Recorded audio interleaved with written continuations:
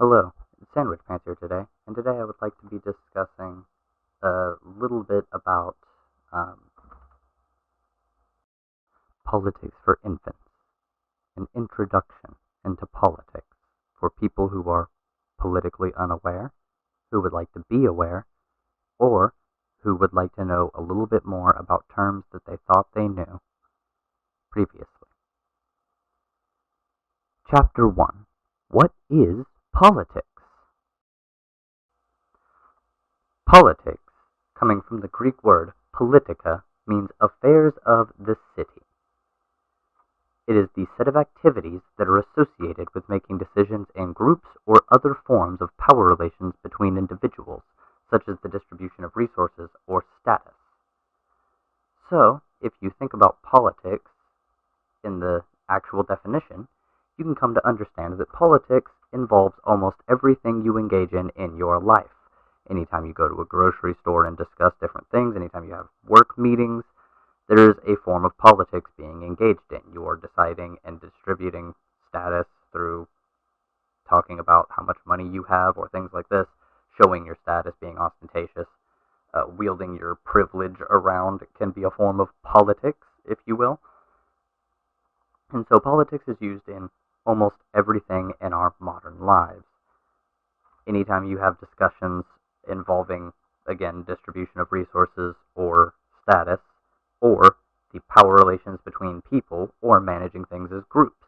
There's politics in workplaces, there's politics in your own home. So politics is a very broad term with a lot of different applications. It is not merely something that you think of when you think of how to get yourself involved in, say, your government, local, city, whatever, federal. That's not necessarily the case. There's politics in more than just your government. 2. Governance. What is it? Means to govern, as is supplied by this definition here. So to understand governance, because it comprises of all the processes of governing, whether undertaken by the government of a state, by a market, or a network over social systems, and whether through laws, norms, power, or language of an organized society. So, if you look up the definition of to govern, to conduct the policy, actions, and affairs of a state, organization, or people. Well, this is pretty straightforward. Conducting the policy, actions, and affairs of a state, organization, or people. So, groups of people getting together to conduct policy, having discussed the politics, that's how this works together. You engage in politics to discuss policy, actions, and affairs, and then you govern by carrying out these actions, policies, and affairs. It can be of a group of people, organization, like not just a group of people, but the actual organization itself. A little bit more of a real world example here. You could have a Sears be considered an organization, and it's not a group of people. It's the organization of Sears. You could have a group of people, like a commune or something, have their policy, actions, and affairs taken care of, or you can have the state conduct policy, actions, and affairs. And that's the most common one when it comes to governance, but that's not the only one. So, what is important to note here is that you can engage in governance when it's not just a state. You can engage in it when it's not just an organization. You can engage when it's just people. That's very important to note, because now, once we move into the last part of this, we will be discussing a very big distinction between Chapter 3, Government versus the State. What even is the difference?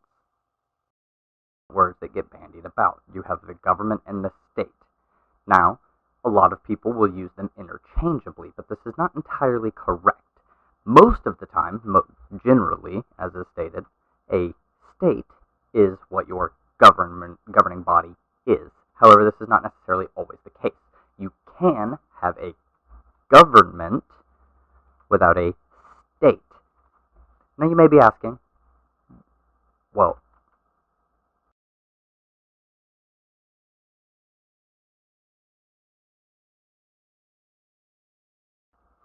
the answer is this. A state is a polity, a system of governing an identifiable political entity, under a system of governance with monopoly on force.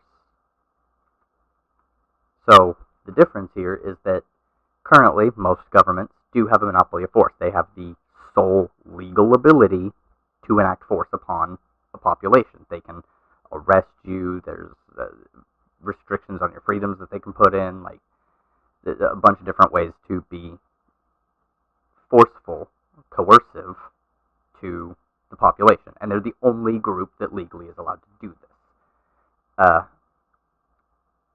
The regular, just the term government doesn't necessarily include that monopoly of force. This is the difference. When you say a state, this means the people that are the governing body have a monopoly of force. They can enact force upon the population. If you're talking about a government in general, there's multiple ways that you could have governments without the use of force. I mean, an early example would be closer to the Iroquois Commune, the Iroquois Council, or as the UK called them, the Six Nations. These societies, from what I've looked into, didn't so much have a monopoly of force because, I mean, states in that regard didn't exist the way we think of them. Nation states weren't around that way. But they didn't have like a monopoly of force in their society, but there was still like a code of conduct, essentially, which is why governments can use constitutions to try and limit the way that people act on a moral basis. It kind of lays out a way that, you know, a similar concept to laws. It kind of lays out like a baseline moral code that you should try and adhere to. Fairly rudimentary, honestly. So governments have had multiple forms, as you can see here. You've got power structures, power ideologies, and power source. Power ideology, monarchy versus republic. Monarchy would be like a single person. Republic would be like a group of people that's represented. Authoritarian means total control by the group. Libertarian means the least amount of control by that group. Global would mean a whole, global, it goes around the world, like a whole group of people. The whole world would be involved, as opposed to local, which would be kind of more nationalistic, which I don't like. That's, you know. And then power structures would be political unitarism. Designates various theories, concepts, or policies that advocate or enforce a fully unified and centralized system of government, the unitary state.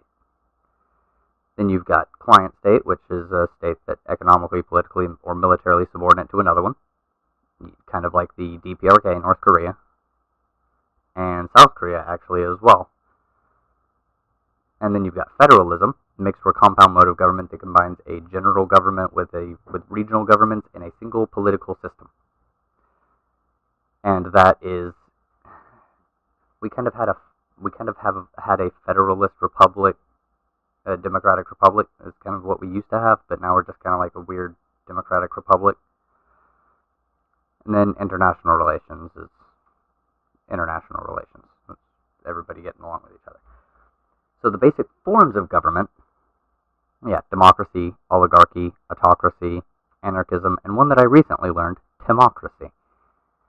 So you've got just these base ones right here. Democracy, ruled by many people, vote on issues and things, and that's how things get enacted.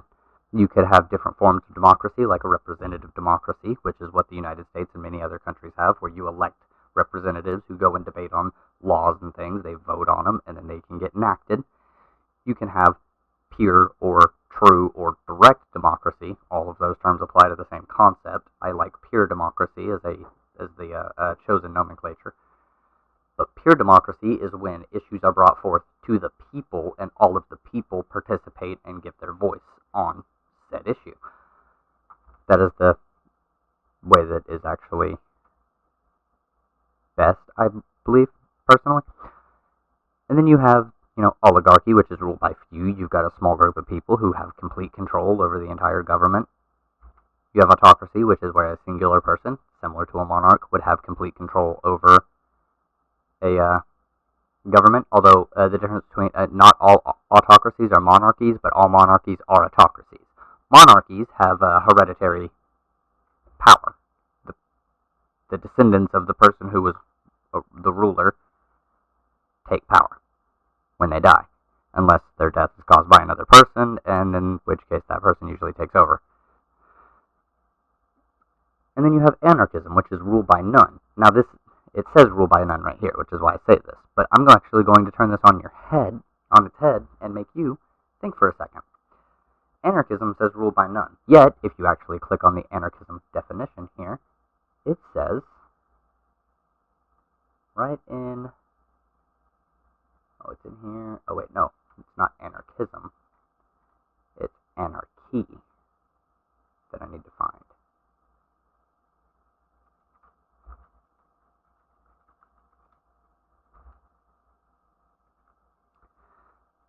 So, if you remember, the democracy, it's right here, democracy, ruled by many, and it says anarchism, ruled by none. Keep in mind the two different forms of democracy I laid out, representative and direct, or true, or pure.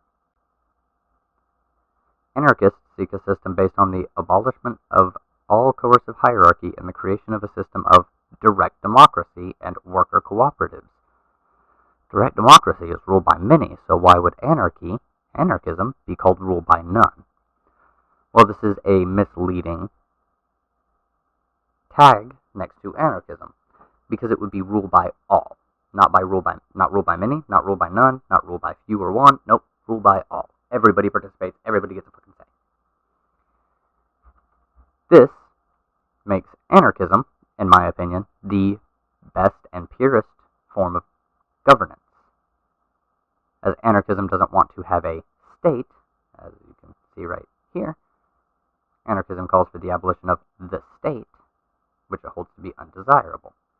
So, if you're looking at this, anarchism would have a system of governing with direct democracy and worker control of the economy, which is phenomenal, and there would not be a state to have a monopoly of force. That is a form of governance under a stateless society.